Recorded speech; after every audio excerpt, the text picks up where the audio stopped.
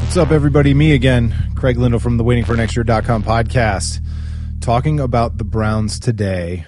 I have mostly just about running backs, which you'd think, all right, it's preseason. The Browns haven't even played a preseason game yet. It's training camp. The Browns haven't played a preseason game yet. What is there possibly to say about the running backs? But they've given us plenty to talk about. So I wanted to go over that whole thing, that whole situation. And it's funny because I've been relatively optimistic on the Browns in all the talk. At least I feel like I've been optimistic, even as we talk about the problematic things involving Johnny Manziel and his future and trying to pick the best 53 men for the roster. I've been pretty optimistic because I think this team can run and defense first. I use those as verbs. I think they can run in defense first and really find some success on Sundays. I think they could be a surprise team this year. Maybe I'm crazy. Maybe that's just the optimist shining through. Who would have ever thought that I would have been an optimist? But I think you'd have to categorize me as one of them, an optimist, to pick that kind of potential for a team that's quarterbacked by Josh McCown.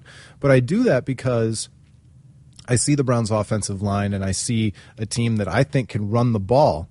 But now I'm starting to rethink that maybe just a little bit because the Browns have had some issues with their running backs. I mean, Isaiah Crowell had a pretty decent rookie year. We liked the things that he did for the Browns. Terrance West had a pretty decent rookie year as well.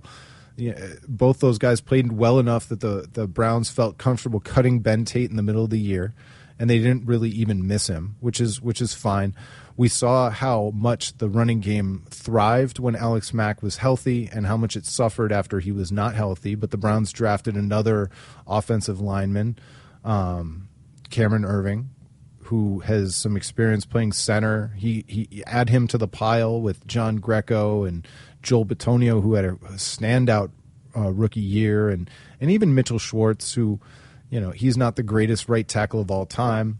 And, of course, Joe Thomas gave everybody a scare today when he got rolled up and he limped off the field after Danny Shelton rolled up on his knee.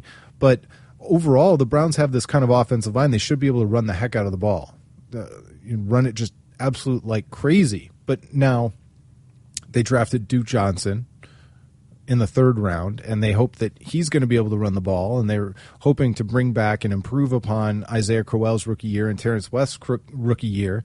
And now all of a sudden, the Browns' running back coach, I keep wanting to say wide receivers coach, but the running backs coach keeps coming out and saying, we need somebody to take this job. And then we hear reports that Terrance West is nursing a minor injury, and he was all ready to ride the bike one day for practice, and they threw his pads down in front of him, and he kind of sulked his way into putting the gear on. And does Terrance West think that he already arrived? I mean, does he think that he's already done enough that he should just be handed a job in the NFL?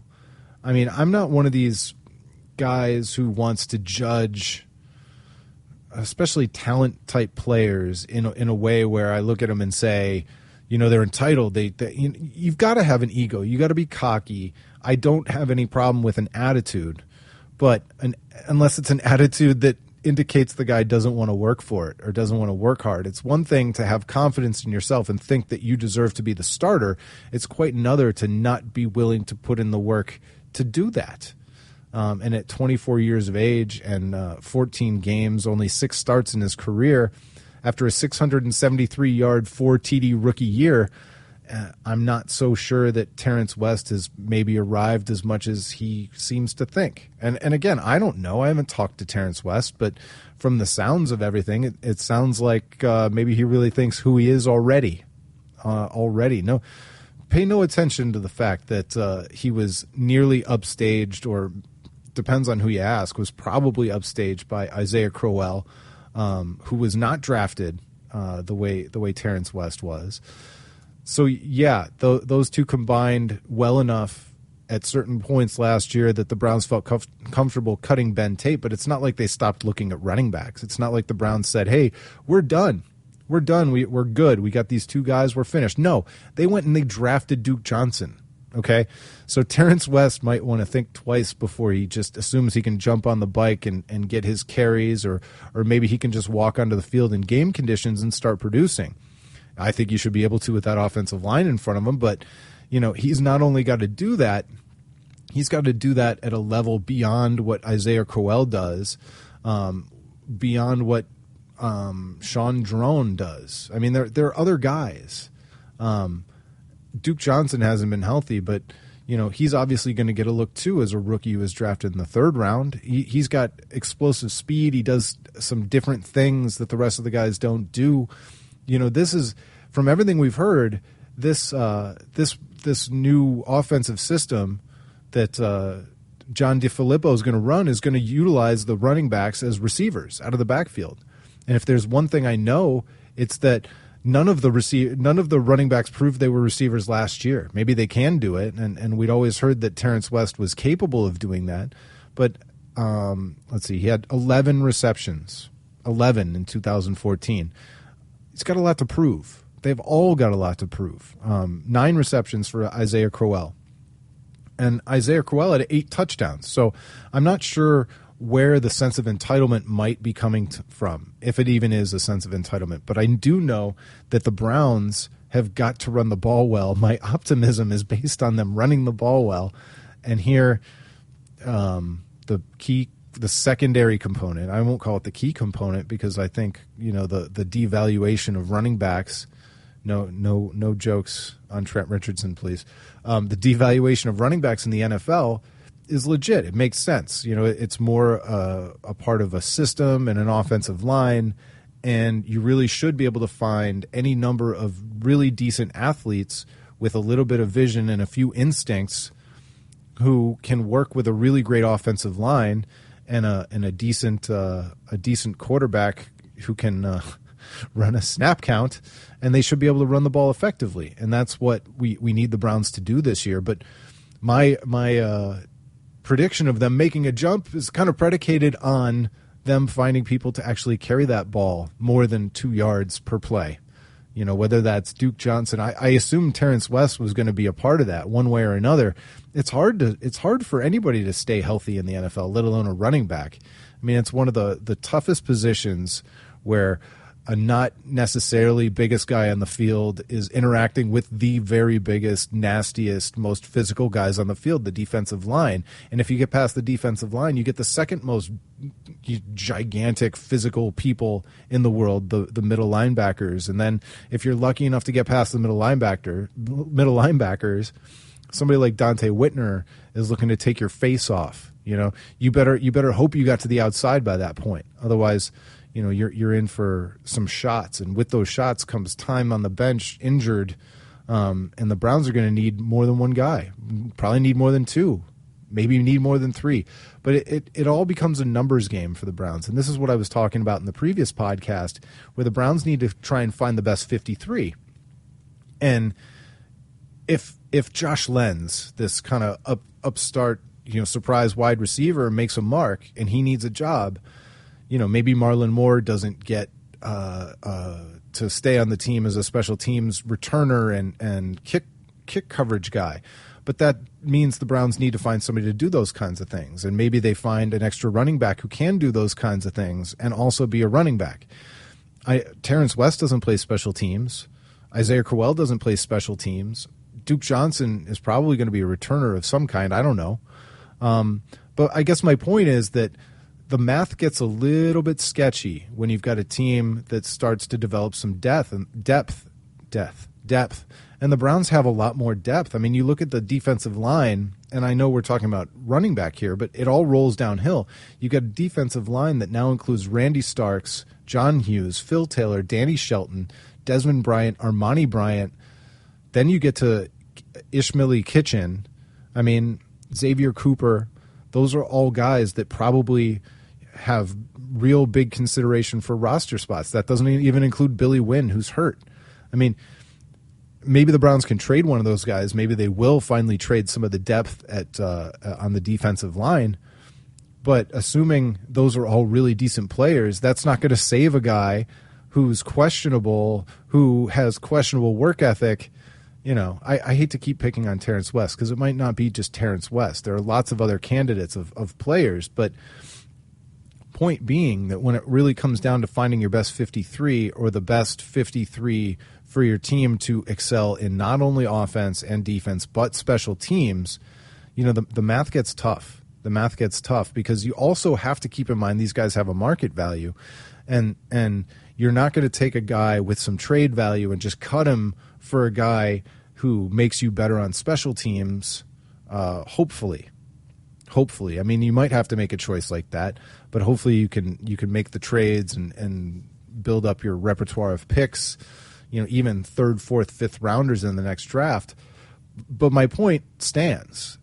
You've got a lot of really tough decisions to make, and I don't know if Terrance West thinks he's only competing against Crowell and Duke Johnson and Sean Drawn. And I don't even know if I'm pronouncing Drawn's name correctly, but it's Draughn, so sue me, Drawn. And that doesn't even count Jalen Parmalee and Timothy Flanders and these other people that we haven't really seen yet that we're going to see as the preseason progresses. But the math gets tough. The math gets tough. You've got cornerbacks that are going to want to stick around. I mean, Johnson Batamosi, K'Wan Williams, these guys, I know Browns fans love these guys because they've produced on special teams. They've been there as solid backups. These are guys who are going to need roster spots. And when it really comes down to it and you need to make tough decisions, are you going to keep the fourth running back? Are you going to keep the fourth running back even if it turns out to be, a former second-round pick like Terrance West? I think he was a second-rounder. I always forget. You study up on this draft stuff, and you know exactly where everybody is. You know which picks the Browns have. Well, that was number 137. And then after a year of playing, I have no idea. I have no concept for it. I know other people are better at it than I am, but I've said, I'm not like one of these details. I had a roommate in college, actually the same one who swore off DVDs. Callback. But he was like the most amazing photographic memory. And so he grew up with different sports posters. And so he could tell you not only who played in every Super Bowl because he had a poster on his wall as a kid, but what the score was and who scored what. And I never had the stats. I could never remember all that kind of stuff. Terrance West was a third-round pick, 94 overall. I had to look it up. I am good at research, however, so that's good. But no, the point is that it doesn't matter. At a certain point, it doesn't matter if you're undrafted or you were drafted in the third round. The Browns used a pick. It's to their benefit that they went out and found Isaiah Crowell and they signed him, and he turned out well. And that doesn't erase a bad pick necessarily, but at cut time, when you're trying to choose your best 53, nobody's going to say, keep the guy you drafted. Nobody's going to say that at a certain point, and I'm not saying that they're going to cut Terrance West, and I know I'm picking on Terrance West, but this is kind of the same conversation we had about Johnny Manziel. It gets tough. It gets tough, especially when you're expected to compete for 16 weeks, which is a battle of attrition.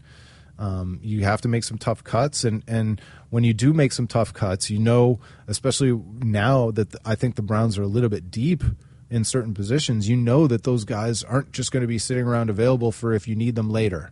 And you can't always sneak them out to your practice squad and do all these kinds of things.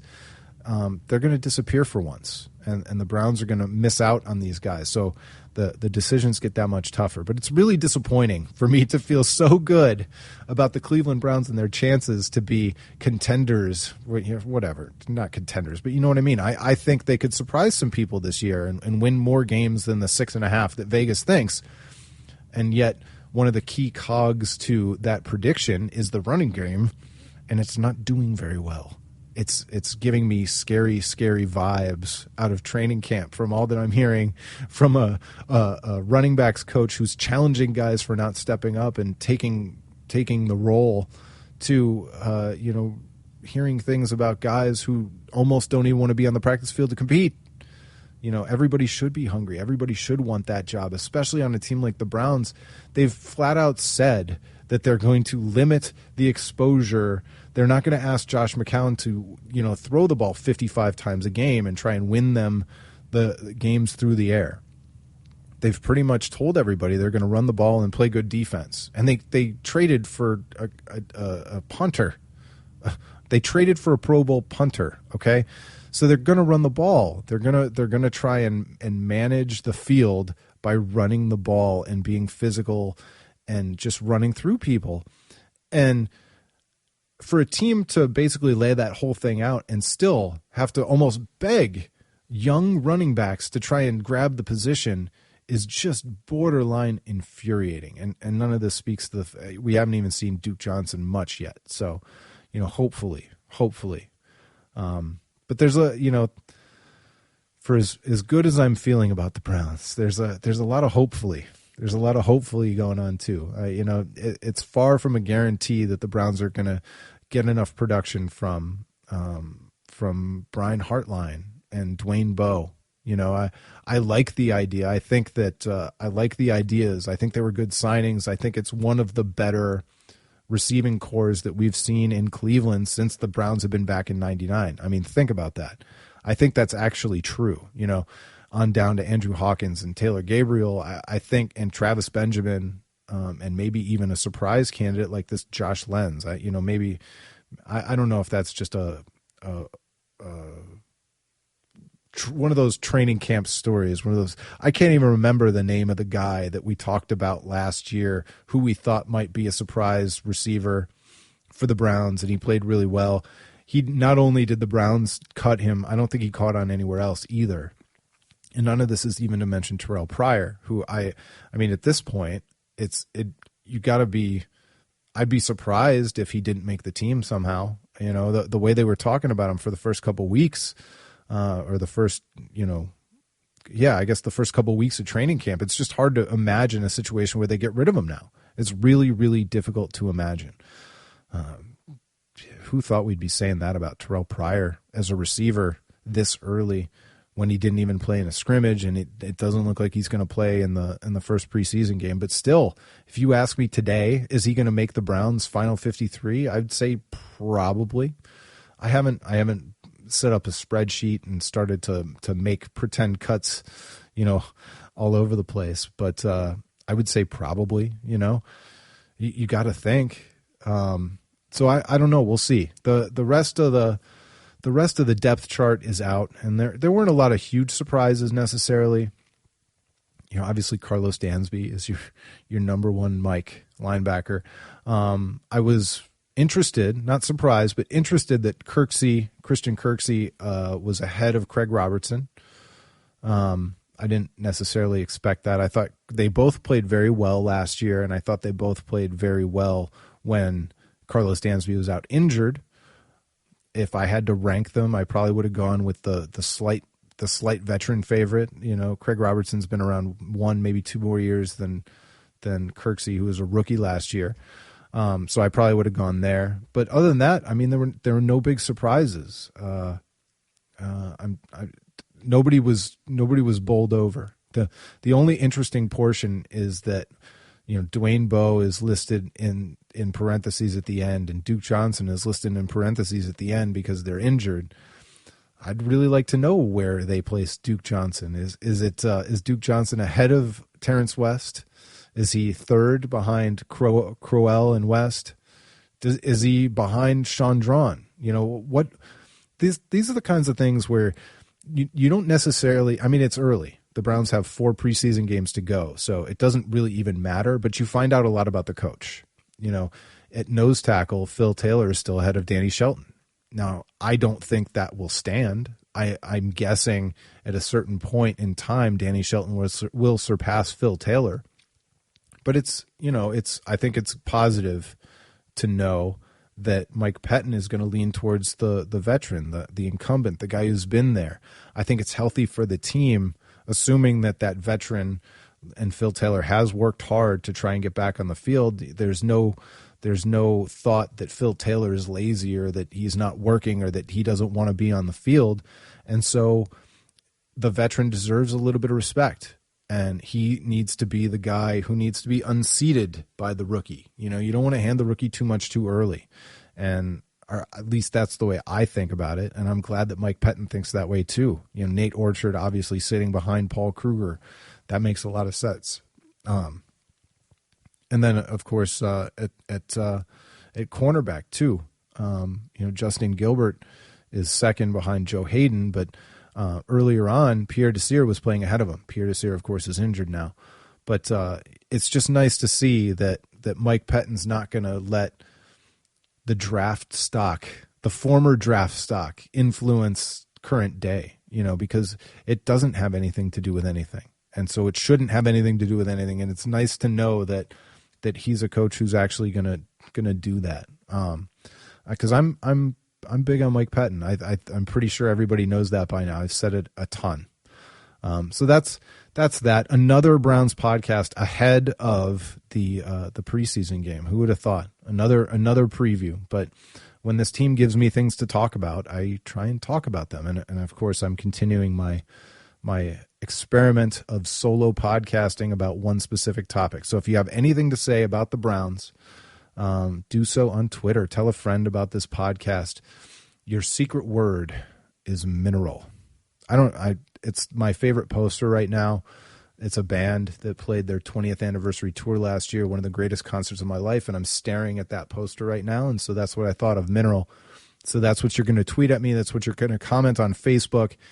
And here's another thing. I never ask anything of you people. I never sell you anything. I never read commercials. There was a short time where we had one kind of minor sponsorship thing. But pretty much this is just like free. So here is your mission. I want you to go on the WFNY podcast page. I want you to share this thing for once. Just share it. You don't have to comment on it. Just do that blind share and let some people know that it's out there. Do that for me, because you don't pay anything for it. So tweet the word, and I don't expect you to. I love doing it. So tweet the word mineral, share it with your friends. Thanks for listening. And we'll probably be back next to break down what happened in the Washington preseason game. So probably talk to you on Friday morning. Thanks for listening, everybody. It's been the WaitingForNextYear.com podcast. Waiting for next year.